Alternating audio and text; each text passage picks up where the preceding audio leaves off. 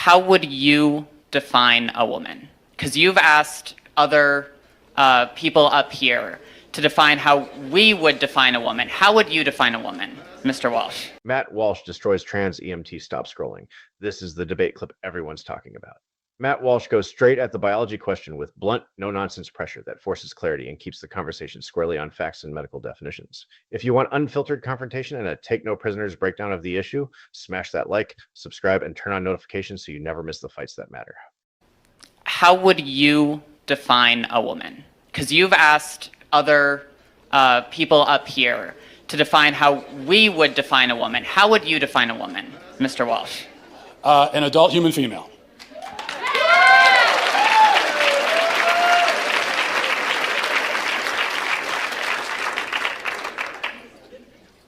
And how don't trans people, how doesn't a transgender woman fit that definition? Female. Because they're not female. They have, you said that you are a biological male, correct? I said I'm transgender. I might be intersex for all we know. About almost as many people in the world are transgender as intersex, and well, a lot of people don't know.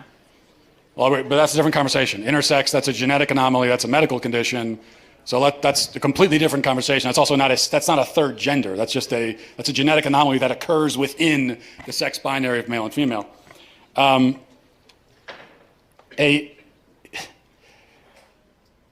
you're saying is that a quote-unquote trans woman is a female?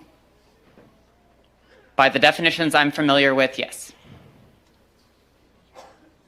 So how would you define female?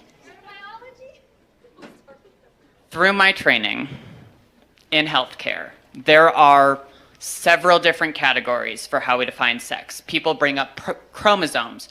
People also bring up hormone levels. People bring up all sorts of other categories. Lots of people don't fit neatly into a gender binary, even people we don't consider to be intersex. It's a complicated spectrum. It's not complicated, but you also didn't define. So what is a woman? What is a female? What do these words mean? It's complicated, and I know you're not going to like that answer, but that's because there are no simple answers in human biology. Let me ask you a question. You guys, well, hang on. Just let me finish. You guys like to bring up high school level biology classes a lot. I get that a lot, but people who go on to more complicated biology classes will talk about sex as a spectrum. It's not. It's not. Well, biological researchers would disagree with you. Well, then they're full of shit, the ones that would say that.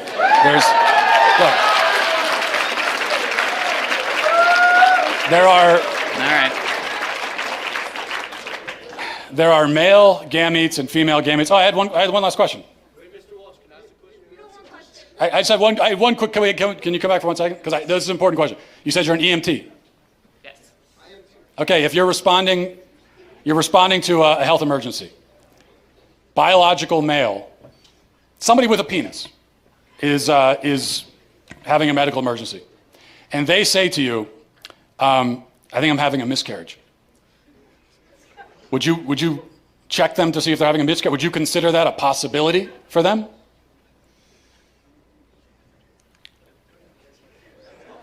Look. No, but that's because some people don't have body parts. Doesn't mean they're not a woman. Okay. Sounds like we've... Hold on. In this clip, Matt confronts the EMT. The exchange jumps from a medical claim to a flippant anatomy jab that mixes clinical facts with identity talk. Can someone who lacks certain organs miscarry? Are we talking biology, legal status, gender identity? Matt demands a clean split between medical facts and identity claims. Quick recap. A miscarriage means pregnancy loss. Lacking specific anatomy does not automatically change whether someone is a woman. Facts need checking. Medical definitions matter. Back to the debate. Keep terms separate. Established, there are some people who, in principle, can get pregnant, and there are some people who can't. So there's two categories, otherwise known as binary. Lots of women can't get pregnant either.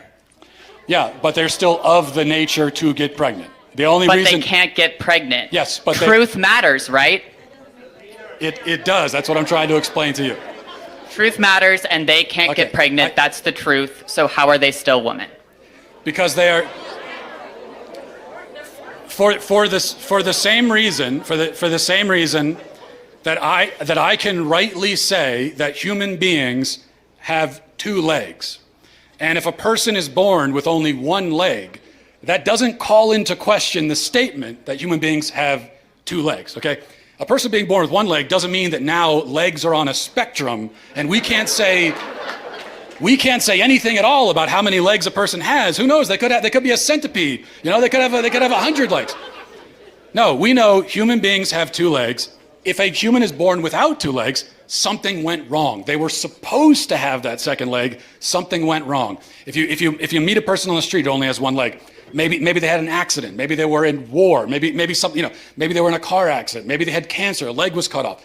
But you know that something went wrong because by their nature, they're supposed to have two legs. Same thing for a woman. A woman by her nature can get pregnant. A man by his nature never can. So if you meet a woman of childbearing age, say she's 28 years old, and she can't get pregnant, you know automatically that something has gone wrong. And she can go to the doctor and find out what that thing is, even if they can't fix it. So that proves that women by their nature can get pregnant because the simple fact that she can't shows you that there's something wrong. This is what is known as the exception that proves the rule. Whereas if a male with a penis can't get pregnant, no doctor on earth is going to run tests to see what's wrong with him. Because they already know it's that he's a male, and there's only male and female, those who can get pregnant and those who can't. So, that's it.